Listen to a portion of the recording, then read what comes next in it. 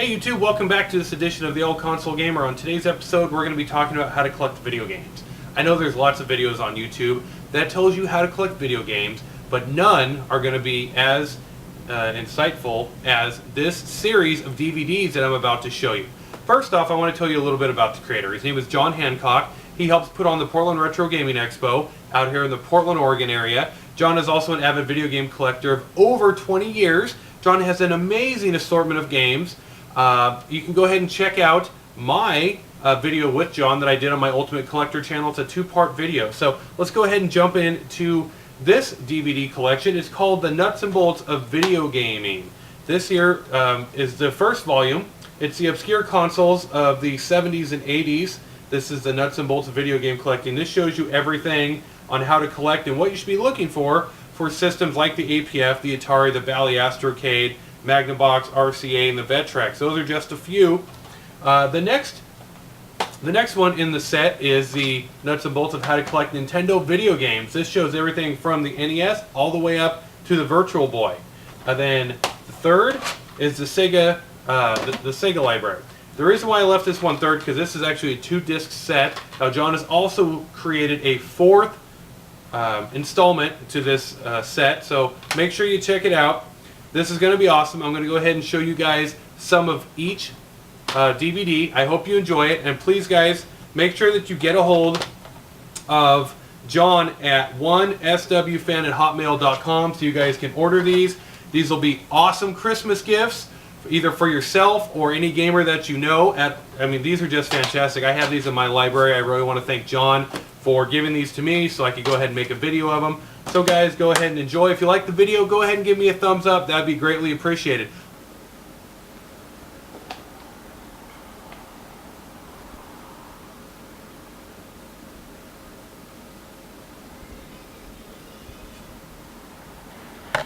Hi, my name is John Hancock, and I've decided to do a video covering Nintendo home consoles, including the Virtual Boy. This video is a nuts and bolts covering various system packaging, games, and various accessories. Thank you for supporting this, and I hope you enjoy the video. These are examples of Nintendo Entertainment System package variations. I don't have all of them, but I have several. This, obviously, one of the first versions of the box is the deluxe set, obviously with Rob. Rob the robotic operational buddy. And then you have the power set, which came with the power pad, with you know, the triple cart, Mario Brothers Duck Hunt, and World Class Track Meet.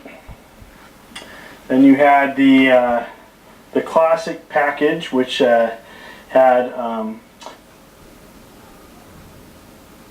we have several, not all, of the wonderful accessories for the Nintendo Entertainment System, and I'm going to do a brief overview for collectors and players, kind of the nuts and bolts. The nuts and bolts in general is they made several accessories, and you don't need many of them. Several of the accessories for the system. First up, the control pad. You technically, you know, if you bought this new, you would get 2 of these. Alright,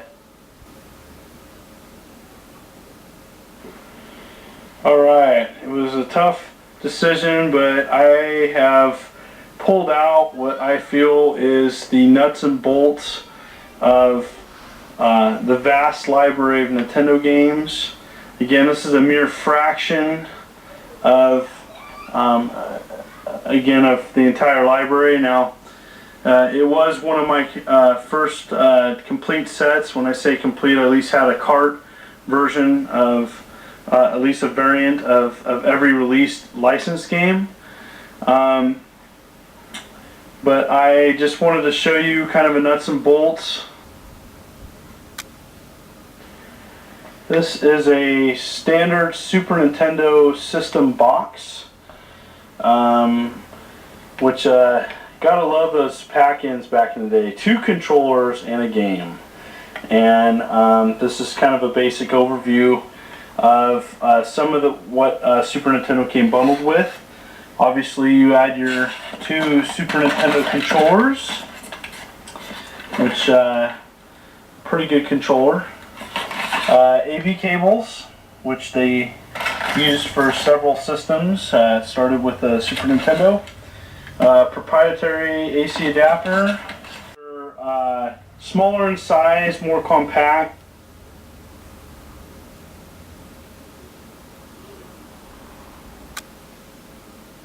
Just a small example of the many accessories for Super Nintendo. And like Nintendo, you don't need many of them. Sufficient. Most games just take the standard controller. However, there were several accessories made. Super Scope 6, and had very limited support. Had a couple games made for it. It obviously comes with a demo of some of these games. The unit itself had a connection to the TV, infrared. It is, I think, the best accessory. If there's one accessory I can recommend, it's this guy. And say goodbye to playing Game Boy games on a small screen.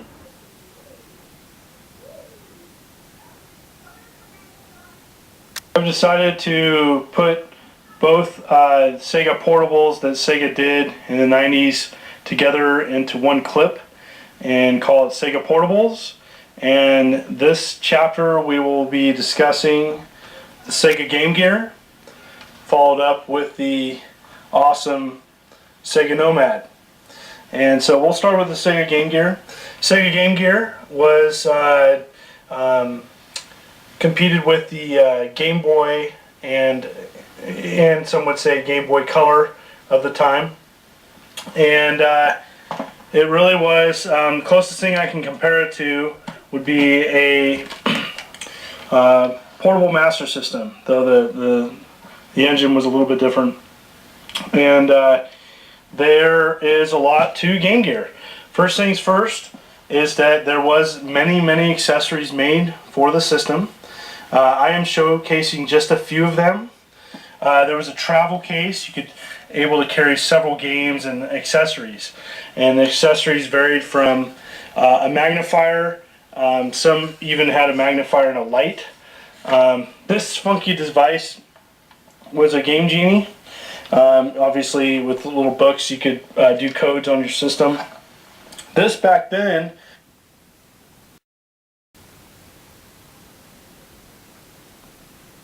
This system is not specifically a Sega system, but due to the fact that it played exclusive Sega games that were only able to play on that system and was released in the US, I'm including it in this DVD.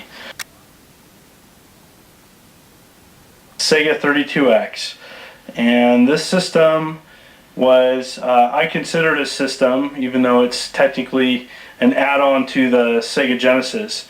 Had a very small library of games, and essentially was a stopgap so that there would be time for the Sega Saturn to be released, which was the next generation Sega unit. So this unit, which came out around mid-90s, is uses with the power of the Genesis, able to create early polygons, similar to Virtual Racing is a good example. US Sega Saturn library is fairly small. It does not contain the hundreds of awesome import Sega Saturn games. We do have our gems here, and so I thought I'd cover for the US Saturn what I thought would be interesting to talk about, or to collect, or to play. And before I start off on some very expensive games, I thought I'd show some that aren't expensive. And if you're looking for just a good all-around game and you like fighters, there's nothing wrong with Virtua Fighter 2.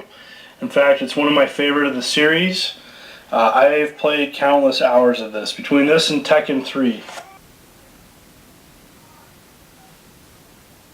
$9,999 will stand out in my mind as one of the greatest video game launches that I ever saw. I worked at a GameStop back then and got to witness Dreamcast from day one.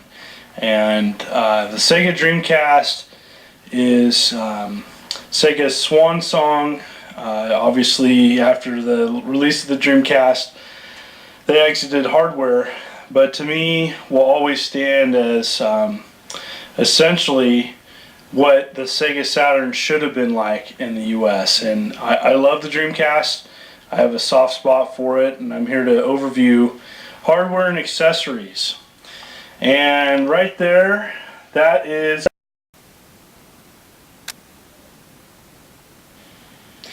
this is my Bally Astrocade collection, and it was called several names. Originally came out, I do believe, in 1977 by mail order. That version was called the Bally Home Library Computer, also known as Bally Professional Videocade, Bally Arcade, Astrovision, Bally Computer. My version that I have, that I plug in and play on a regular basis, is the Montgomery Ward edition, which is white. The nuts and bolts of this system is that typically with the wood grain like the Atari, has a very, very unique shape to the console itself.